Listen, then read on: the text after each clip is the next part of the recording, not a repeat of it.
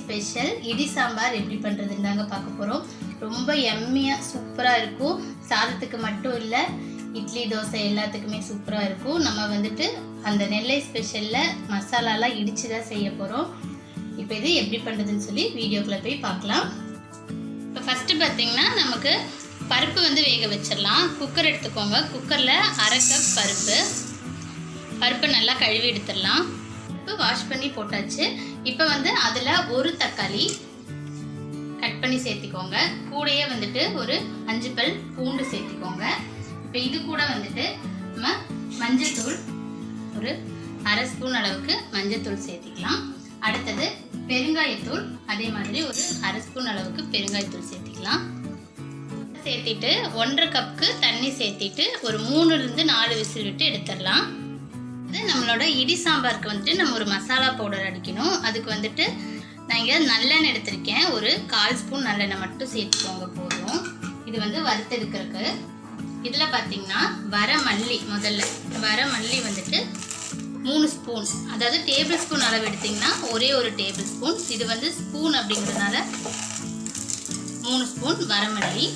அடுத்தது 1 ஸ்பூன் வெந்தயம்.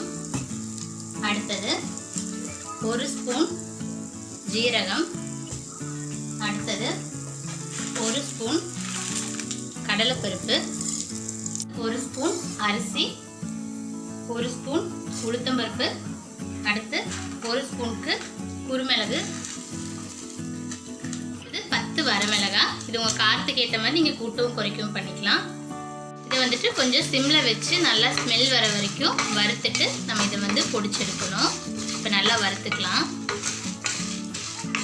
நல்லா வந்து வறுபட்டுருச்சு. இப்போ நம்ம இதை நல்லா ஆற வச்சுட்டு இடிச்சுக்கணும். இதுக்கு வந்துட்டு எதுக்கு இடி சாம்பார்னு பார்த்தீங்கன்னா, இந்த மசாலா அவங்களே பண்ணி அம்மியோ இல்லை உரல்லையோ போட்டுட்டு அவங்க வந்துட்டு நல்லா இடிச்சு எடுத்துப்பாங்க.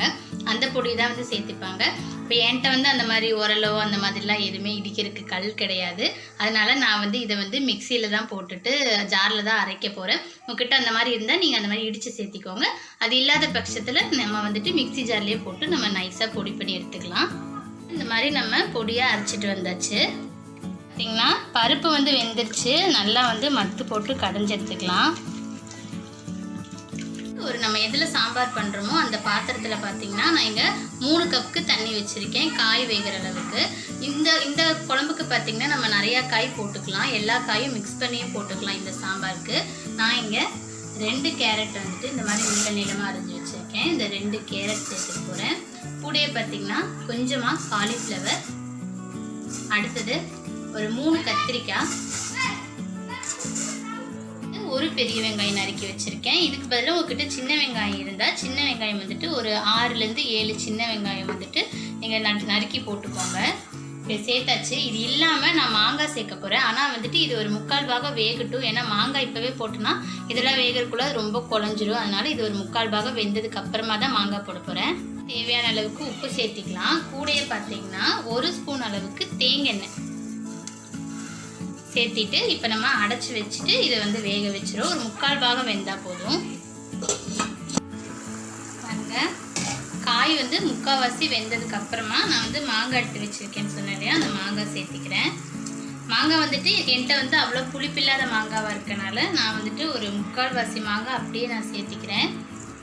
ரொம்ப புளிப்பாக இருக்க மாங்காய் அப்படின்னா வந்துட்டு நீங்கள் நிறைய சேர்க்க வேணாம். நம்ம புளி தண்ணியும் சேர்க்க போகிறோம் இப்போவே. அதனால் மாங்காவும் சேர்த்து புளியும் சேர்த்தா புளிப்பு ஜாஸ்தி ஆயிடும். இதை சேர்த்திட்டு நாங்கள் ஒரு லெமன் சைஸ்க்கு புளி எடுத்துகிட்டு 1 கிளாஸ் தண்ணி இருக்கும், அதில் கரைச்சி வச்சுருக்கேன். அதையும் கையோடு நம்ம இப்போ சேர்த்திடுவோம். அதான் சேர்த்தி மிக்ஸ் பண்ணி இப்போ வந்துட்டு இது நல்லா வெந்து வரட்டும். மாங்காய் வெந்து வரட்டும். அடைச்சி வச்சிடலாம். இப்போ நம்ம ஓப்பன் பண்ணிவிட்டு நம்ம வந்து மசிச்சு வச்சுருக்கோம் இல்லையா, அந்த பருப்பை சேர்த்திட்டு நல்லா மிக்ஸ் பண்ணிவிட்டு இன்னும் ஒரு கொதி விட்டுடலாம். இப்போ பருப்பு சேர்த்த கையோடைய உப்பு பத்தலைன்னா பார்த்து போட்டுக்கோங்க. முருங்கைக்காய் இருந்தால் கண்டிப்பாக சேர்த்திக்கோங்க இந்த சாம்பாருக்கு. எனக்கு வந்து கிடைக்கல, லாக்டவுன்னால நான் நிறைய ட்ரை பண்ணேன், கிடைக்கல. முருங்கைக்காய் சேர்த்திங்கன்னா இந்த சாம்பார் அவ்வளோ சூப்பராக இருக்கும். இப்போ தேவையான அளவுக்கு உப்பு பார்த்து போட்டுக்கலாம். கொதி வரும் பொழுது இப்போ வந்துட்டு நம்ம அரைச்சி வச்சுருக்கேன் இல்லையா இடி சாம்பார் மசால், அது வந்துட்டு நான் ஒரு 4 ஸ்பூன் அளவுக்கு சேர்த்திக்க போகிறேன். 4 ஸ்பூன் இடி சாம்பார் பவுடர், அது கூட பார்த்தீங்கன்னா 2 ஸ்பூன் அளவுக்கு துருவின தேங்காய். தேங்காய் வந்து அரைச்சலாக சேர்க்கணும்னு கிடையாது, இந்த மாதிரி துருவி சேர்த்திங்கன்னா போதும். இப்போ இதை சேர்த்து மிக்ஸ் பண்ணிவிட்டு இன்னும் ஒரு கொதி வரட்டும். நல்லா மிக்ஸ் பண்ணிடலாம். நம்ம தாளிச்சு கொட்ட போகிறோம். 2 ஸ்பூன் அளவுக்கு தேங்காய் விட்டுக்கிறேன். இதுக்கு தேங்காய் தான் வந்துட்டு இந்த இடி சாம்பாருக்கு நல்லாயிருக்கும். தேங்காய் விட்டுக்கோங்க. உங்களுக்கு வேண்டாம்னா நீங்கள் ஆயில் சேர்த்திக்கலாம், ஆனால் இதில் தேங்காய் சேர்த்தா தான் நல்லாயிருக்கும். இதில் எண்ணெய் காஞ்சோன்னா கடுகு சேர்த்திக்கலாம் 1 ஸ்பூன் அளவுக்கு. கடுகு வெடிச்ச உடனே 1 ஸ்பூன் அளவுக்கு உளுத்தம் பருப்பு சேர்த்திக்கலாம். கூடயே பார்த்திங்கன்னா கருவேப்பிலை இதெல்லாம் சேர்த்திட்டு நல்லா வணக்கிட்டு அதில் ஊற்றிடலாம். நம்ம தாளிச்சதை சேர்த்திடலாம் சாம்பாரில். சூப்பராக நம்மளோட இடி சாம்பார் தயாராகிடுச்சு. இப்போ லாஸ்ட்டாக வந்து கொஞ்சமாக கொத்தமல்லி தழை போட்டுக்கலாம். அடுப்பை ஆஃப் பண்ணிடுங்க. இதெல்லாம் கொத்தமல்லி தழை போடலாம். சூப்பராக இருக்குங்க. அப்படியே வாசமே. ட்ரை பண்ணி பாருங்கள் நீங்களும். செமையாக இருக்குது. சொன்ன மாதிரி முருங்கைக்காய் இருந்தால் மிஸ் பண்ணாமல் சேர்த்துக்கோங்க. இதே மாதிரி நீங்களும் நெல்லை ஸ்பெஷல் இடி சாம்பார் ட்ரை பண்ணி பார்த்துட்டு எப்படி இருக்குன்னு உங்கள் கமெண்ட்ஸ் அண்ட் ஃபீட்பேக் சொல்லுங்கள்.